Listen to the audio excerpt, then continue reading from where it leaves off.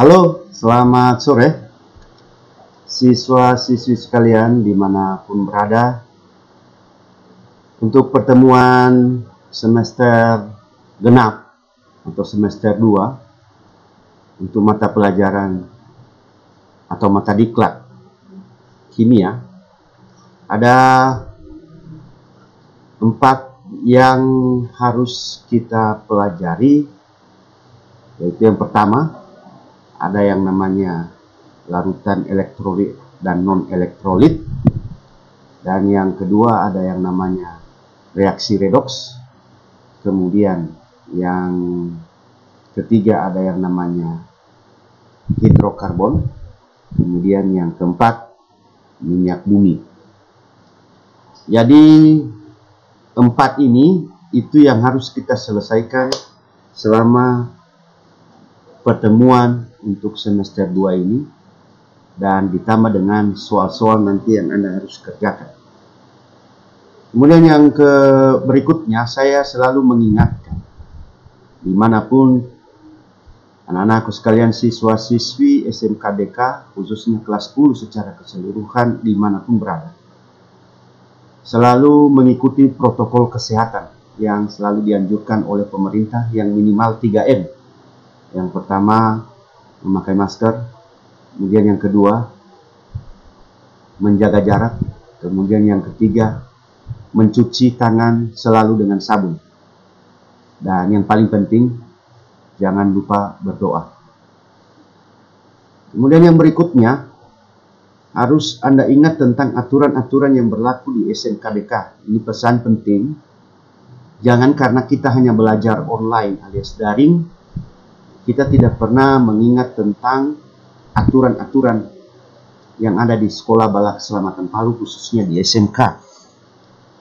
Anda itu sudah merupakan bagian dari SMKBK, walaupun hanya pertemuan, mungkin 2 semester kita hanya pertemuan melalui daring atau melalui pembelajaran jarak jauh PJJ. Jadi yang paling penting di sini adalah yang pertama, belajar dengan baik. Ya, ikuti semua apa yang disampaikan oleh Bapak dan Ibu guru supaya bisa naik tingkat berikutnya. Yang kedua, jangan lupa kewajiban. Kewajiban yang saya maksud di sini karena itu adalah merupakan kewajiban yang harus diselesaikan, yaitu mengenai tunggakan. Apalagi Anda kelas 10 ya. Jadi ada kemarin ya tunggakan-tunggakan yang masih ada sanggutannya, baik itu uang sekolah, supaya tidak mempersulit Anda nanti untuk mengikuti ujian semester kenaikan kelas. Jadi sekali lagi, tunggakan disampaikan kepada orang tua.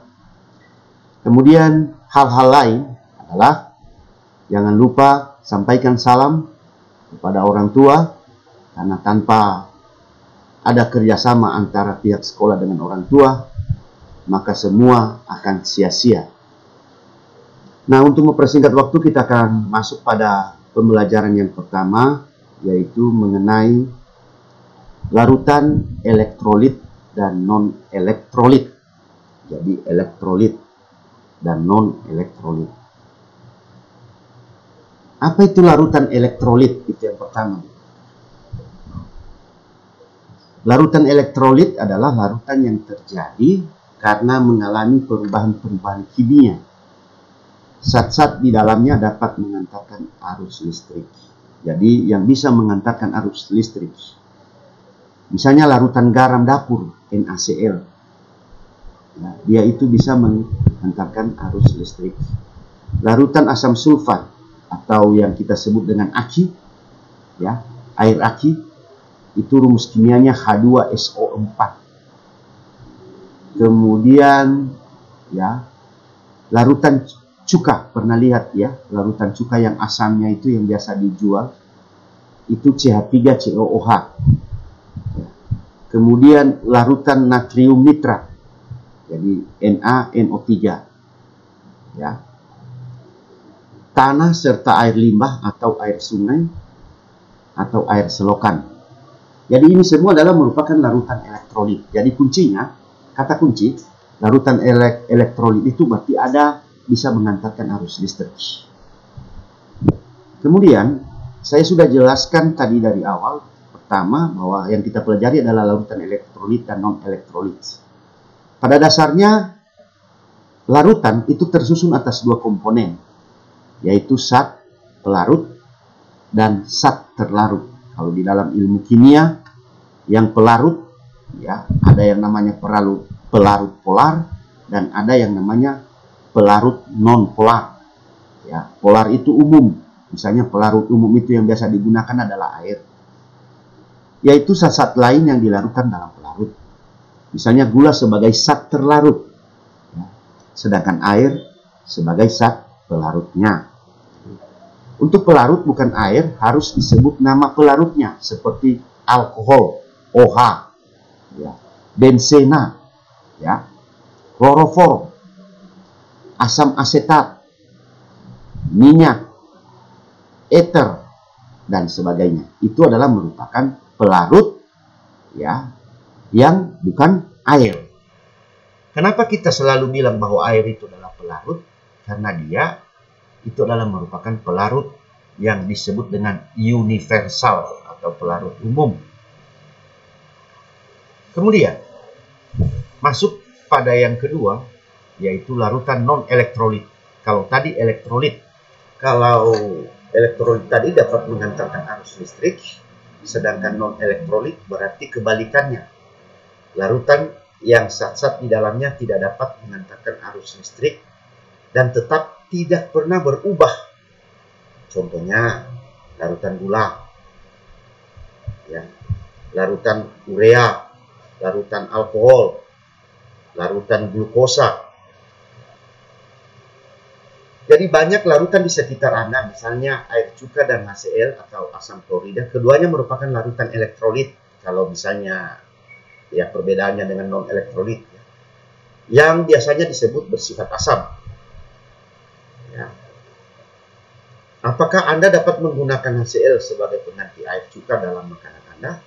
Itu tergantung dari masing-masing manfaat yang harus kita gunakan di dalam makanan kita sehari-hari. Bisa, misalnya kalau kita makan mie, kalau kurang asam ya kita tambah namanya, ya, CH3COOH atau asam asetat, asam cuka. Kemudian untuk menunjukkan kekuatan elektrolit suatu larutan digunakan ukuran yang disebut derajat ionisasi alfa. Nah, ini perlu Anda harus ketahui. Jadi apa itu alfa? Yaitu jumlah ion bebas yang dihasilkan dalam larutan. Nilai alfa dapat berubah-ubah antara 0 dan 1, tidak boleh melebihi 1. Jika alfa 0 berarti tak terjadi disosiasi. Sedangkan jika alfanya 1, maka terjadi disosiasi sempurna. Jadi rumus kimianya ini alfa sama dengan jumlah molekul yang berdisosiasi dibagi dengan jumlah total molekul. Kemudian larutan elektrolit ada dua, ya. Jadi kita harus tahu dulu larutan elektrolit ada yang lemah dan ada yang kuat. Ya. Yang pertama kita pelajari larutan elektrolit kuat. Apa itu larutan elektrolit kuat? Larutan elektrolit yang banyak menghasilkan ion sehingga daya hantar listriknya sangat baik. Contohnya larutan H2SO4 hidrogen sulfat, ya, atau asam sulfat. HCl hidrogen klorida atau asam klorida, NaOH natrium hidroksida, KOH kalium hidroksida, BaOH 2 kali barium hidroksida, CaOH 2 kali kalsium hidroksida. Jadi ingat baik-baik, ya.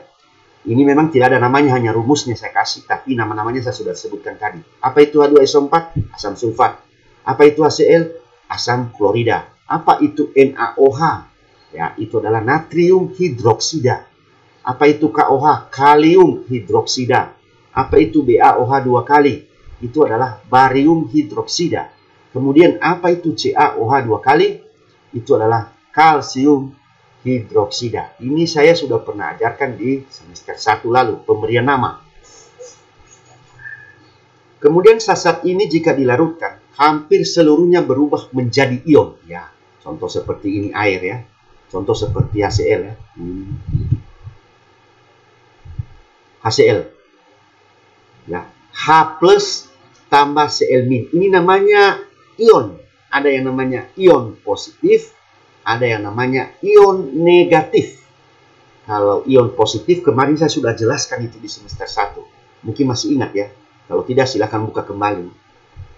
Ya, itu disebut sebagai kation dan ini disebut sebagai anion.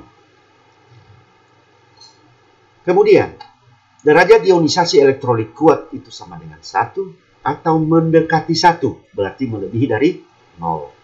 Itu terjadi namanya ionisasi sempurna. Makanya dia disebut sebagai derajat ionisasi elektrolit kuat. Ya. Contoh lain misalnya natrium hidroksida. Ya. Jadi ini natrium ya Na+ ditambah OH-. Ya. Jadi terurai dia. Dari mana ini kita dapatkan ini? Ini saya sudah ajarkan di kelas 10 ya, mengenai bagaimana menyusun konfigurasi elektron di semester 1 ya. Ini. Jadi berapa sisanya? Nah, itu yang ada yang memberi dan ada yang menerima. Kalau yang memberi itu biasanya positif dan yang menerima biasanya negatif. Kemudian yang kedua, ada yang namanya larutan elektrolit kuat, elektrolit lemah. Apa itu? Larutan elektrolit yang sedikit menghasilkan ion sehingga daya hantar listriknya kurang baik. Ya, contohnya misalnya CH3COOH. Ya, jadi apa itu CH3COOH tadi? Asam cuka, NH4OH, HCN, NH3, hidrogen, sianida, kemudian nitrogen, dihidrogen, ya, kemudian nitrogen, trihidrogen. Makin kecil nilai alfa, makin sedikit larutan tersebut terurai, yang mengakibatkan makin lemah larutan elektrolit tersebut. Dalam persamaan reaksinya, ionisasi larutan elektrolit lemah ditandai dengan panah 2, arah bolak-balik. Artinya, tidak semua molekul terurai. Ionisasi tidak sempurna. Misalnya CH3, COH tambah air. Jadi menghasilkan CH3COOH min ya, ditambah H plus. Di sini ada H berapa? 4. 3 tambah 1, 4. 3. Jadi di sini ya,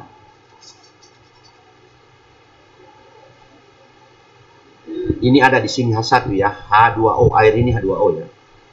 Ya, jadi ada H di sini 1 berarti 5. Di sini 3 tambah 1, 4 tambah 1, 5. Jadi sama ya. Di sini H2O, air itu rumus umumnya H2O. C-nya ada berapa? Ada 2, 1, 2 di sini, di sebelah kiri, di sini juga sebelah kiri, sebelah kanan 2. O-nya ada berapa? 1, 2, 4. Ada 4 ya. Kenapa 4? Ya. Karena di sini ada O. H2O. Ya. 1, 2. 1, 2, 3, 4. Ya, di sini maaf. Jadi di sini 1. 1, 2, 1, 2. Di sini di sebelah kiri 1, 2, 1, 2 akan terurai. Ya, setelah terurai maka ini yang didapatkan. Kemudian kita lanjut. Daya hantar listrik. Jadi kalau kita berbicara tentang daya hantar listrik, berarti bagaimana daya hantarnya, apakah kuat dia, apakah lemah. Untuk mengetahui suatu larutan dapat menghantarkan arus listrik atau tidak, digunakan alat yang disebut alat uji elektrolit. Alat uji elektrolit dapat dibuat sendiri dengan menggunakan batang karbon. Batang karbon ya, yang terdapat dalam batu baterai. Misalnya Anda lihat batu baterai, pernah lihat baterai kering ya, ada yang namanya elektroda ya. Dan batu baterai baru atau aki sebagai sumber arusnya ya. Jadi misalnya kalau ini di dalam sini kita kasih masuk larutan ya, misalnya elektrolit kuat ya, misalnya kita kasih masuk HCl di dalam sini. Kemudian kita hubungkan lampu di sini, maka lampu ini bisa menyala. Loh, kok bisa? Ya iya, memang seperti itu. Namanya juga kimia. Ya. Jadi nanti Anda boleh coba juga. Kemudian daya hantar listrik, misalnya ada gelas kimia berisi larutan garam dapur. Timbul gelembung gas di sekitar elektroda karbon dan lampu menyala dengan terang. Nah ini, kalau di dalam sini garam dapur. Ya. Gelas kimia B berisi larutan cuka, CH3COOH. Timbul gelembung gas di sekitar elektroda karbon dan lampu menyala redup. Kalau tadi terang. Memang ada. Kenapa? Karena ini terbagi atau terionisasi tidak sempurna. Sedangkan di sini terionisasi secara sempurna. Makanya ya, dalam sistem ya, elektrolit dan non elektrolit, jadi kita harus melihat ya larutan-larutan yang bisa mengantarkan arus listrik yang baik atau yang lemah. Kemudian kita tes lagi. Gelas kimia A berisi larutan gula. Ya, gula ini kalau ya C6H12O6. Tidak ada rumusnya ya, tapi Anda harus tahu. Turunan gula ada banyak, ada glukosa, ada fruktosa dan lain sebagainya. Tidak timbul gelembung gas dan lampu tidak menyala. Maka dia ini disebut elektrolit yang sangat lemah sekali atau tidak berpengaruh apa-apa. Tidak mengantarkan listrik. Apakah lampu menyala? Jadi ada hasil pengujian daya hantar. Gelas A ya, jadi ini hasilnya ya dari pertama tadi. Gelas A ya, gelas B ya, gelas C tidak. Jadi di sini ya kalau yang pertama tadi A, B, di sini C ya. C ya. Saya ganti dulu nak supaya Anda tahu. Di sini bukan A. Ya, di sini C. Gelas C. Jadi tidak timbul. Jadi ini hasilnya semua dari percobaan di atas tadi.